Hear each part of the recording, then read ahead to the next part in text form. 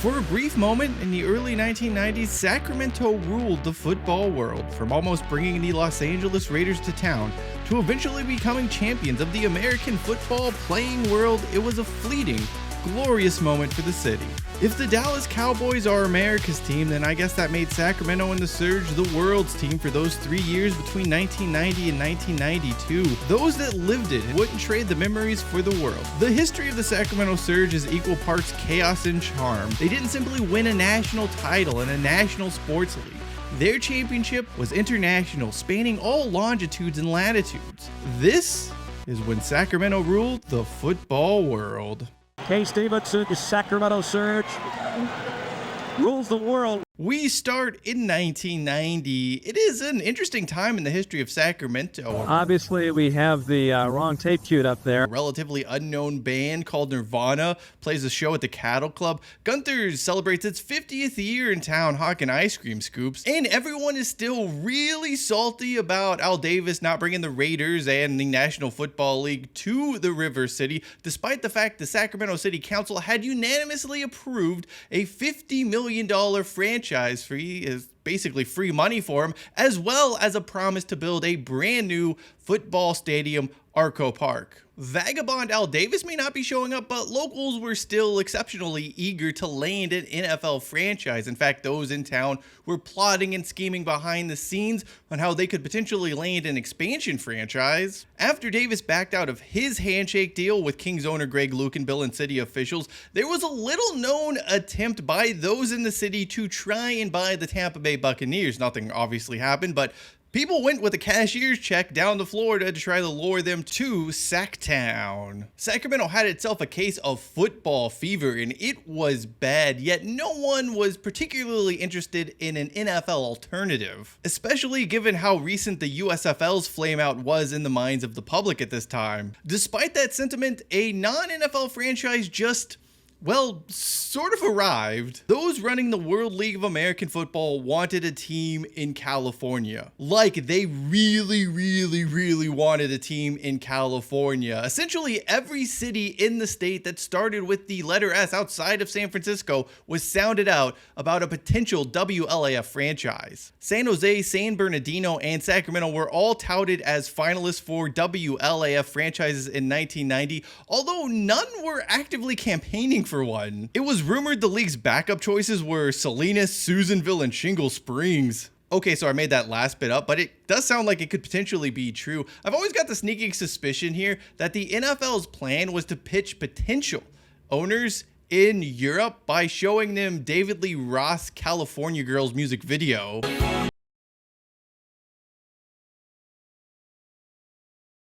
Random German millionaire, buy a team in our new football league, and you can be one of these quasi-racist stereotypes gawking at women in California. Sadly, San Jose, San Bernardino, and Sacramento aren't quite Venice Beach. It would be the capital that was awarded an expansion WLAF franchise, and that news was greeted by yawning indifference from just about everyone in the city. Kings owner Greg Lukenbill, who was fronting this endeavor alongside Fred Anderson, basically spent the entire time talking about how this wasn't going to be minor league football. This was a real team in a real league. And to some extent it was, but it wasn't. The NFL operated the WLAF, and pro teams had the ability to loan players to their global cousins, second cousins. The relationship between the two wasn't ever really fleshed out, and if we're being honest, there wasn't a huge connection between the WLAF and NFL. AAA and MLB, this was not. Honestly though, Lukenbill and Anderson could have cared less about what league the team was playing, and their entire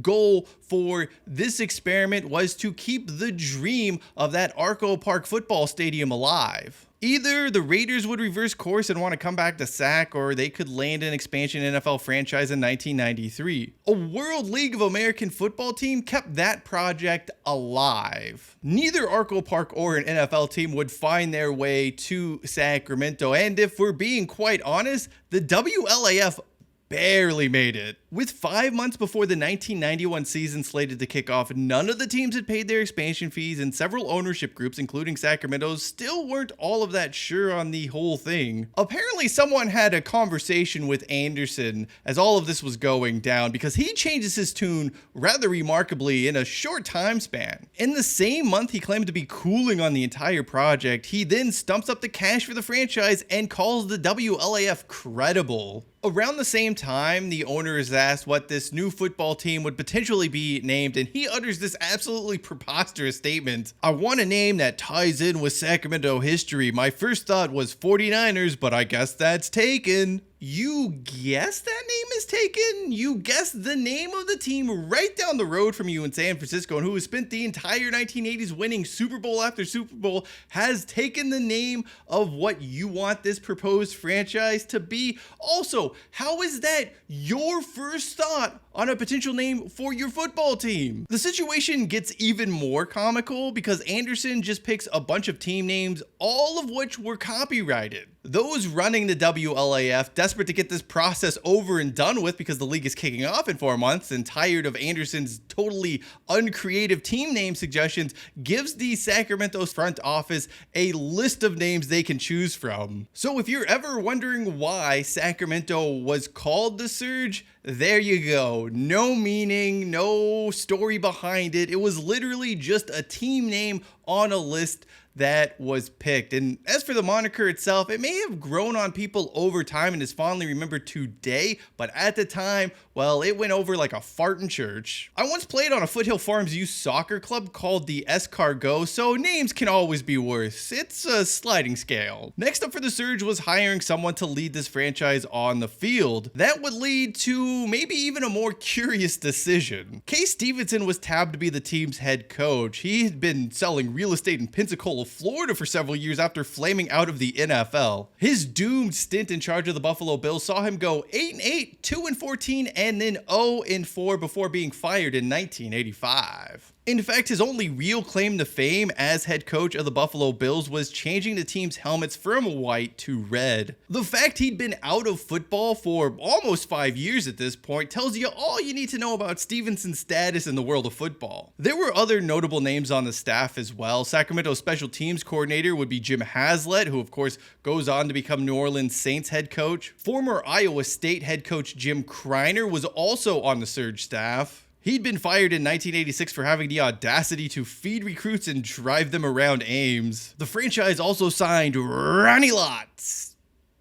as color commentator for radio broadcasts on a pre-KHTK 1140 AM. Oh yeah, it's February, the league kicks off in about a month, and no team has any players. Rosters have not been formed. Everyone's heading down to Orlando, Florida for this big 3-week training camp smosh. There's going to be a draft, there's going to be other events. The league, realizing they are very much in a time crunch, opts to delay the start of the season by about 2 weeks or so. It was a wise move. It wasn't all weird or confusing things happening, no. The Sacramento Surge, a few months before the season kicks off, despite having a team with no players on it, has sold around 5,000 season tickets at Hughes Stadium for the upcoming campaign. The WLAF draft happens in mid-February, and Sacramento doesn't really take anyone of note. I mean, they somehow end up with multiple fullbacks, multiple kickers, and the guys they did take at skill positions you've likely never heard of. It's just a lot of bodies they hope can be turned into something. Oh yeah, also happening in the world of football as the WLAF draft is taking place, the San Francisco 49ers are busy doing this. I told you it could always be worth. Anyway, the WLAF draft wasn't even the main event for player allocation. A week later, a super secretive supplemental draft, or drafts, not even the league could keep their story straight on that one, would be held by phone with all of the teams involved. That is when the Coaches 50 would be available for selection. What was the Coaches 50? Well, each coaching staff nominated 5 players they simply wanted to see in the league. I know this sounds outlandish and absurd, but there was a little bit of logic to it. It's not as crazy. They weren't just selecting, hey, Ronnie Lott, you want to come play in our league and not just be a color commentator? WLAF front offices were putting out a lot of feelers to NFL teams on what players they could potentially make available available to play in the upcoming season. In the world of soccer, this is obviously what's known as a loan anyway. Perhaps the most notable player who was going to be a part of this, at least that's what the rumor and innuendo was going to be Steve Bono, the San Francisco 49ers third string quarterback. It had been suggested that the team was happy to make him available as part of this coach's 50 list after the Surge, who held the first pick in that supplemental draft, reach out to their Bay Area counterparts. That never materializes. Bono is not in the WLAF in 1991, although some NFL teams do make their players available for selection. The Surge received Kansas City Chiefs third string passer Mike Elkins, who was the only NFL quarterback to be assigned to play in the league. He was promptly made the team's backup behind Ben Bennett, who had a solid college career at Duke, bounced around the pros for a while, but was primarily an Arena Football League quarterback by this stage of the game. In fact, he was Arena League MVP in 1988. Bennett would not hold on to the starting role for very long. And really, when you just go over who the Sacramento Surge had heading into the first game of the season, it was not a good roster, really, outside of Carl Parker. Quite frankly, most of this lineup were guys on their way out of professional football altogether. Not that anyone knew or even cared that much at the time. Season tickets for the Surge inaugural campaign at Hughes Stadium were going faster than anyone had expected. In fact, things were so good, the team overbooked seats between the 20-yard lines. It took the team quite a while to figure everything out, and their solution was, well, screw it, we're just going to give people worse seats. So a lot of season ticket holders who thought they were getting a premium seat between the 20s found themselves closer to the end zone than the 50-yard line. When the team did get back from Orlando and assembled for a Sacramento training camp, it wouldn't actually be in Sacramento. Instead, it was going to be organized at Anderson's house and big-ass farm in the sticks. We're talking Rancho Murrieta. That is the country. I mean, that is way out there. So not only would the team be practicing on Anderson's farm, but there was a nearby operating engineers training school that had dorms and stuff like that, so the teams would have the basics, although the players could stay out in Rancho Murrieta.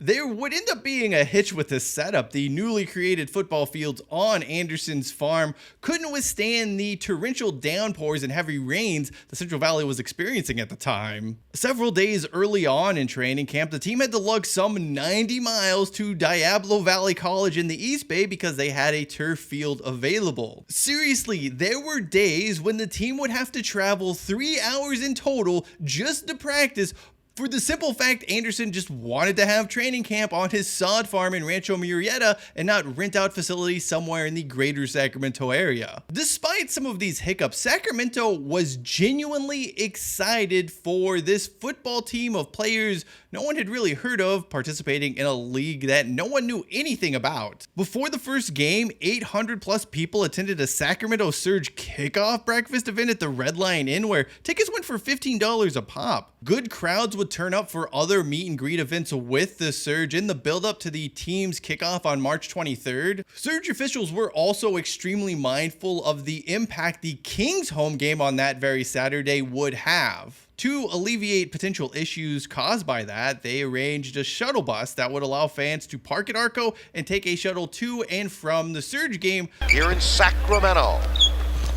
With the ball, Lionel Simmons. Simmons pushes it up, got another one. Not everything the team did was thought out as well. For instance, this Surgeon General's marketing campaign is so stupid. Why are you introducing a medical theme into this? Here's the deal. No one really ever knew what the Surge name was supposed to be. Was it like an electricity thing? Was it like a storm surge? No one ever bothered to think things out on that front. The whole extreme with the capital X and Surge Soda are still years away. Meanwhile, the Orlando Thunder also had a lightning bolt in their logo, which made it a bit difficult to tap fully into the electricity thing, I suppose. Without any clear brand identity in place or just even a vague idea of what surge was supposed to mean, you ended up with weird stuff like this Surgeon General's thing, where you have players warning you about the health risks of not supporting local football. Also, the two guys in this picture are your starting and backup quarterbacks. Maybe you want to introduce another position group into the mix? That questionable marketing aside, 16,000 tickets were sold ahead of the first Sacramento Surge game ever. However, storm clouds had developed around the team and were now lingering over that opening contest. Not in a figurative sense, mind you. We're talking literally here. Rain throughout the week and forecasted precipitation on game day dampened expectations